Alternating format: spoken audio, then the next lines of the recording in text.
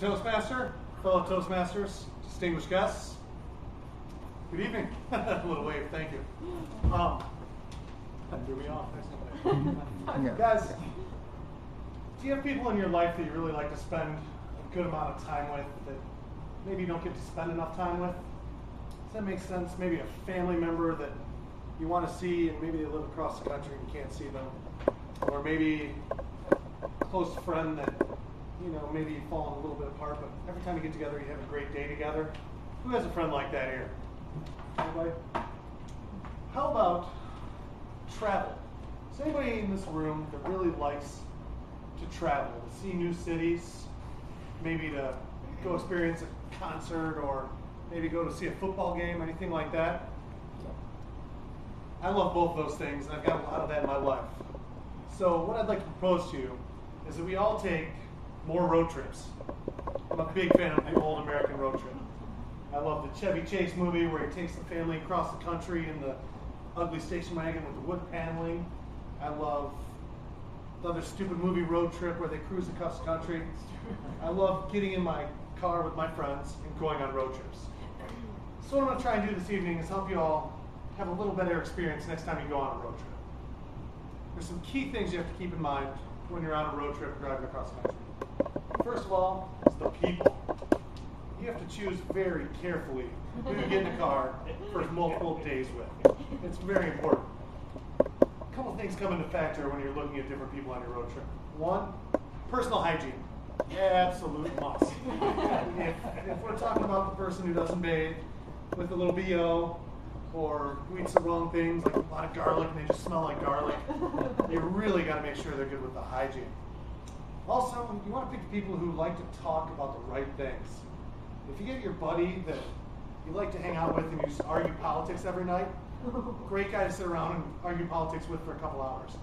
But if we're talking about 24 hours in a car, don't bring that guy along. Keep him at home. Keep him home.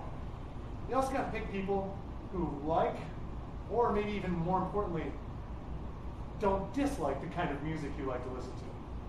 If we're talking about spending hours and hours on the road together, maybe even days, you can't have the guy blaring country music in your face if you don't like country music.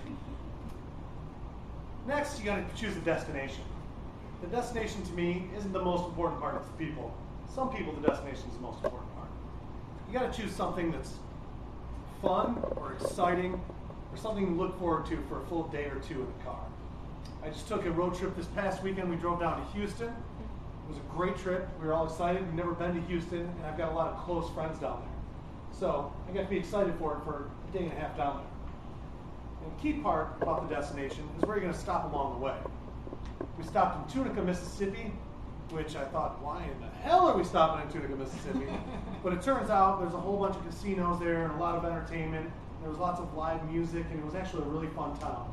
So halfway there we had something to look forward to, and the next day we had something to look forward to in Tunica. Or in Houston, rather. Lastly, this is my unorthodox key to the road trip that you may not have considered. But in my opinion, it's a very important part of the road trip, is to fly home.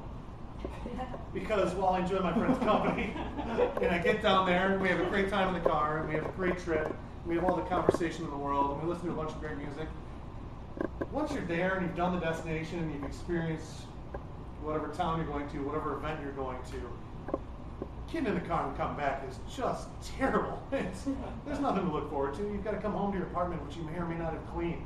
Or there may or might not be dishes. Or you may have an empty fridge. You're coming back to responsibility and things that aren't great. So, to me, a very important aspect is having no drive to look forward to on the ride home. That makes all the difference in the world in the road trip. So, when Tim, Ken, and our distinguished guests all hop in the car in August, and you're heading down the highway, cruising along, listening to some great music you've all agreed on beforehand, going to Cincinnati to see the international speech competition, and just chugging those green shakes with your green milk mustaches the whole time. Just remember to book your flight home in advance so you don't have to deal with that just terrible drive on the way back.